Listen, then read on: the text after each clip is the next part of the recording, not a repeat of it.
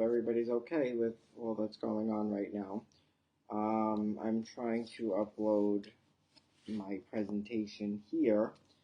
I'm going to have a PowerPoint to follow later today, but today it's Monday, so hopefully this gets converted to some file and it gets put on Canvas by tomorrow. But this is going to be my book presentation for March 24th, that's tomorrow. This is the book that I chose to read. This is A Long Way Gone by Ishmael Beah, B-E-A-H.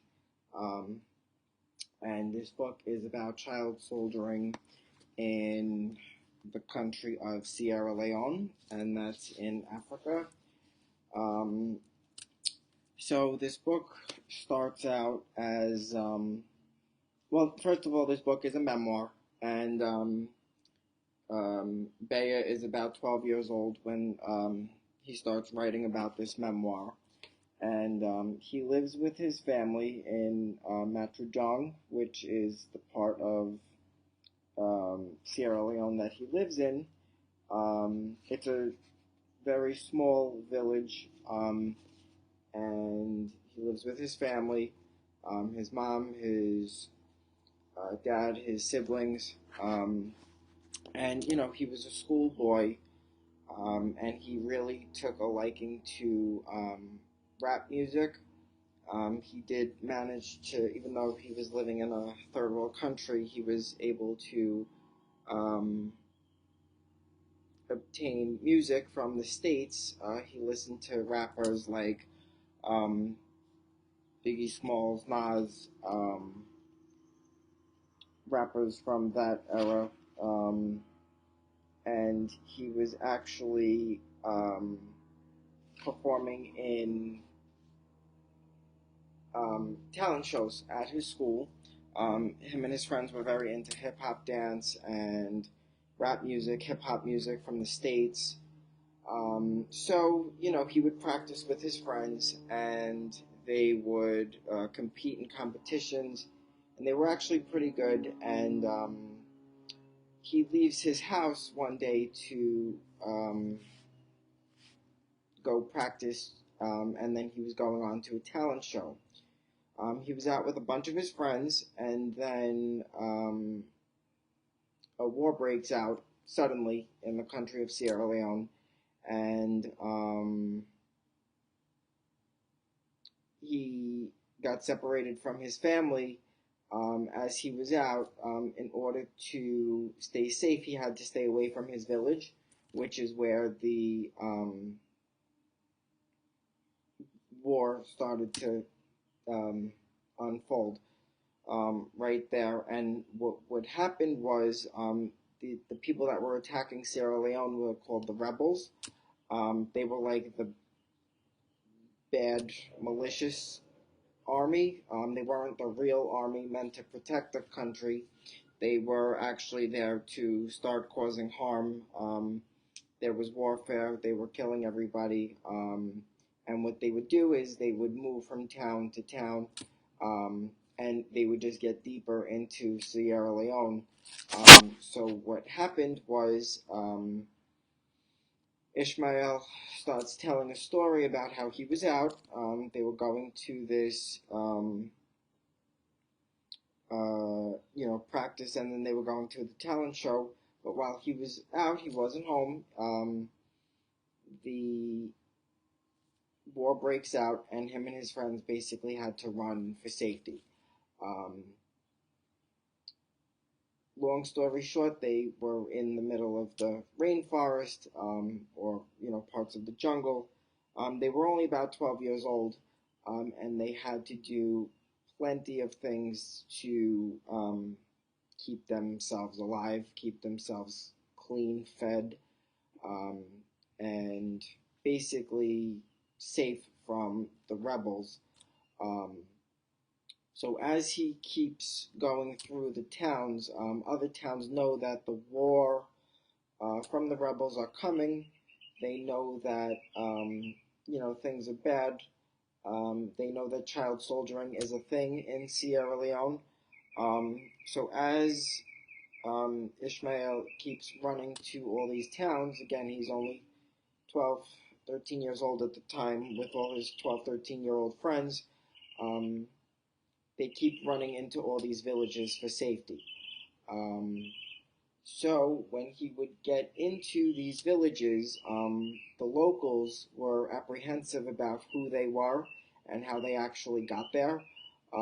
They thought, a lot of the times they thought that they were a part of the rebels and that they were going to turn on them, but really they were just trying to seek safety and shelter. And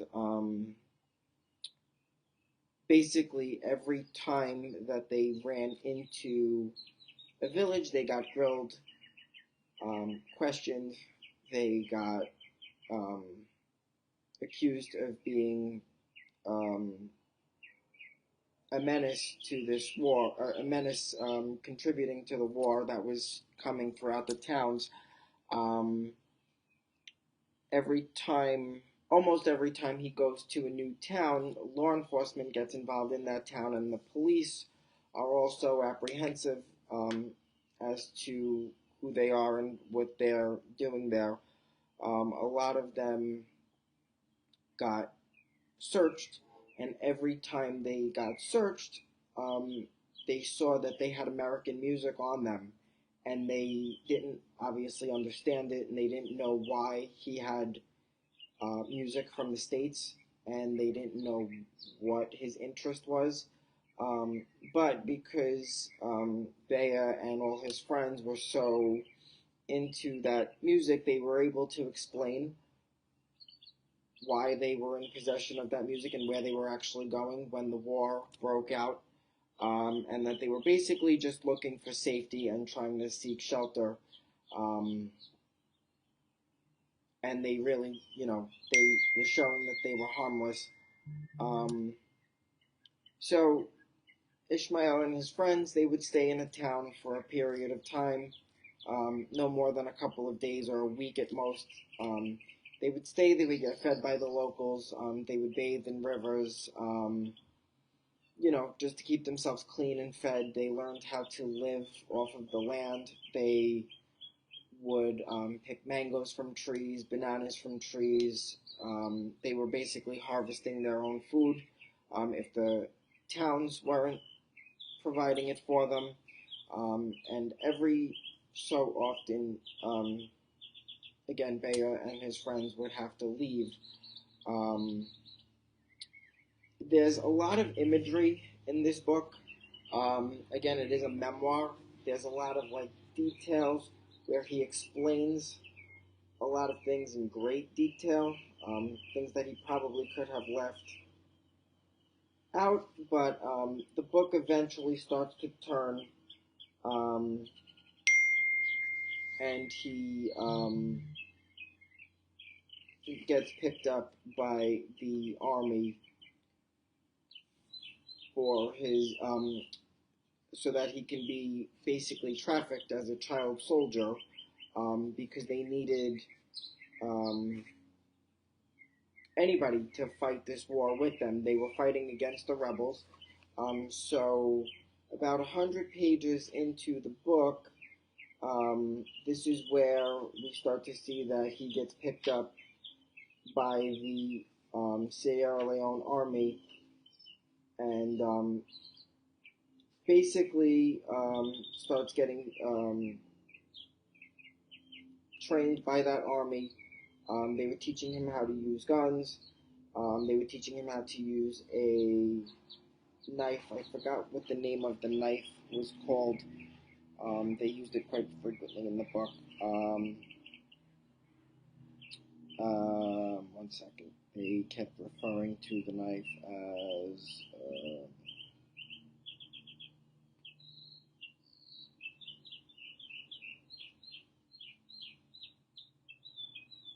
I forgot what they called the knife, but anyway, it was basically like a machete. They were teaching him how to use that. They were teaching him how to use very big assault rifles, um, and he lost a lot of friends along the way. A lot of his friends died in his arms, died right next to him.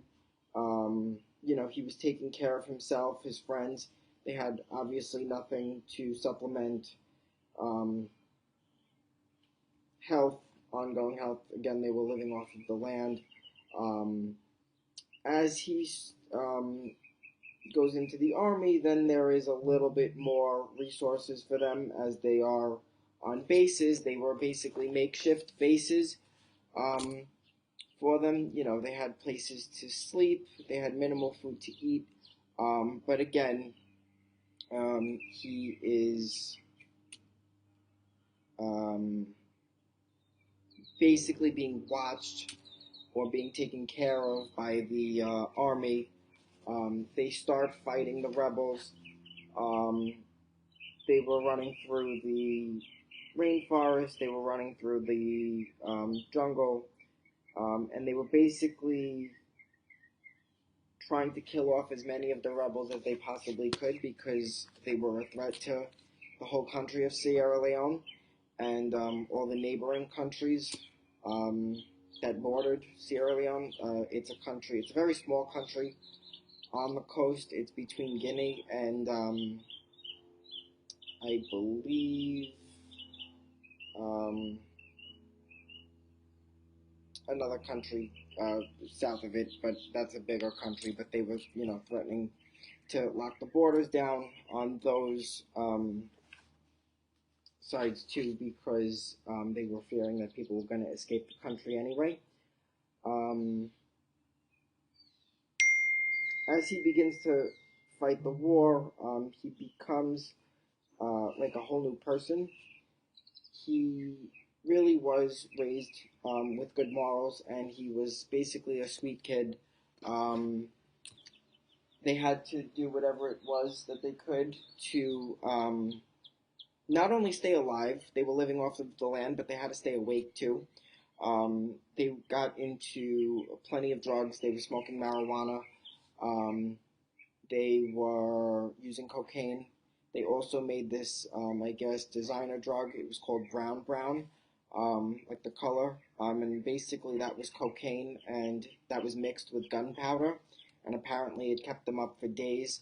It basically, in their purview, made them safer because they wouldn't sleep throughout the night, and oftentimes that's when the rebels would be on the prowl or attacking. Um, they actually got quite addicted to these drugs because every time they went into a new village or a new base, if they didn't know where to get the drugs, or somebody was running low on drugs, they would actually withdraw. And Ishmael, who was very, very young at the time, and again was very into music, he was into extracurricular activities, he was addicted to all those drugs. And every time he wasn't able to get his hands on them, he would withdraw very severely. He spoke about how he got the shakes, how he would get headaches. Basically, it was just a not good situation at the time. But that's what they used to stay up and fight and basically stay alive. He met one boy in the army. His name, I think, was Josiah, and he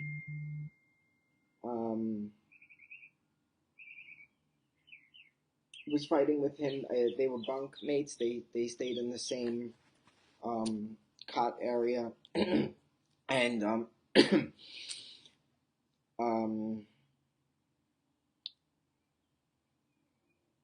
um, long story short, Josiah ended up getting wounded, and Ishmael actually witnessed his death. Ishmael witnessed many deaths throughout this book, and he actually didn't get to grieve any of the losses. Also, I'm going back a little bit. Before Ishmael joined the army, as he was going through all the towns, he met someone from his old town where he grew up, and Ishmael hadn't been home in days, actually months at this point, and the older man that he ran into said, "I can take you to your family. I know where they are. They're hiding in this village on the other side of the hill. And Ishmael and all of his friends were actually pretty excited that they were going to go see all their family members. But as they were actually crossing the hill, the rebels had just got there right before they saw their family members, and they took out the whole town that was in safe houses and hiding. They took them out, they murdered them, they shot them, they stabbed them, and then on top of that, they set the whole village on fire, and Ishmael never saw his parents again, his brothers, sisters, nobody, and that was actually pretty sad. Um, so as um, Ishmael is fighting this war, again, he's only a child. Um, he actually gets picked up by UNICEF. His sergeant in the army picked a few boys out of this group to go and be saved, for lack of better terms, by UNICEF. And UNICEF, he didn't know why he was being picked up by UNICEF, but they actually were his saving grace. He was, I guess, put back in some sort of secondary curriculum. They kept calling it secondary school. I guess that's the equivalent to high school. He was there. As he was in UNICEF, he continued to get himself into some trouble as well. He was wounded in the war. UNICEF provided him with resources and basically like a safe place to stay. But at this safe place, they noticed his wound. He had a bullet in his foot from a previous wounding. And he goes to the hospital for some care, and he meets this nurse. Her name was Esther, and one of the workers that worked there, his name was Leslie. And basically, Ishmael and Leslie and Esther, they became friends, and they nursed him back to health. They got him off drugs. They cleaned his wounds. They gave him a place to stay. And then Ishmael was coming up for a successful discharge from the hospital, and they wanted him to be what was called repatriated, which is child soldiers being reunited with their family once again after, they've been missing for so long. And Ishmael said that, his whole family was gone. He didn't know of anybody else. He knew that he had an uncle in Freetown, which was the big city. And actually, Leslie, who I guess was the equivalent to a social worker, was able to find his uncle. He was a carpenter that lived on a hill somewhere in Freetown. They reunited, and he basically adopted Ishmael and gave him as normal of a life as he could again to, get him away from the child soldiering and all the trauma that came along with that. He met his cousins. He had many cousins that he lived with. They had fun. He was basically living life as a normal teenager at this point. And then Leslie got a notification from the UN that they wanted, that in the New York UN, they wanted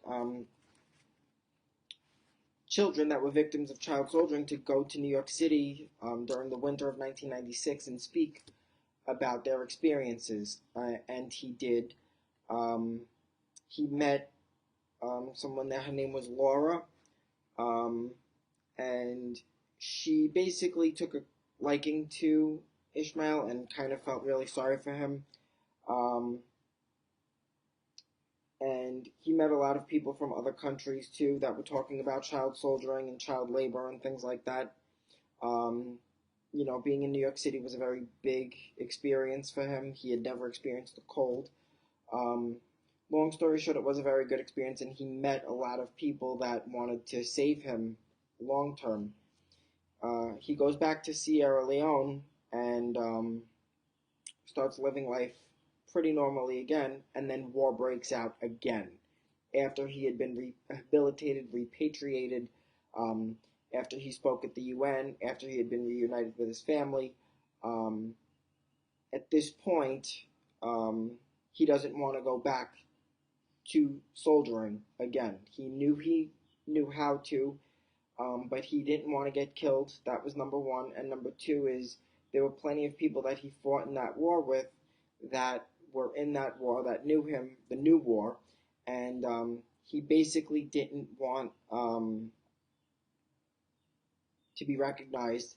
He was fearing that they would kill him if he didn't rejoin the war, or he was just fearing that he was going to get killed by the war. Um, he had to save money and basically scramble for whatever he could to get out of the country. One of the organizers at the UN, she was a storyteller. That was Laura.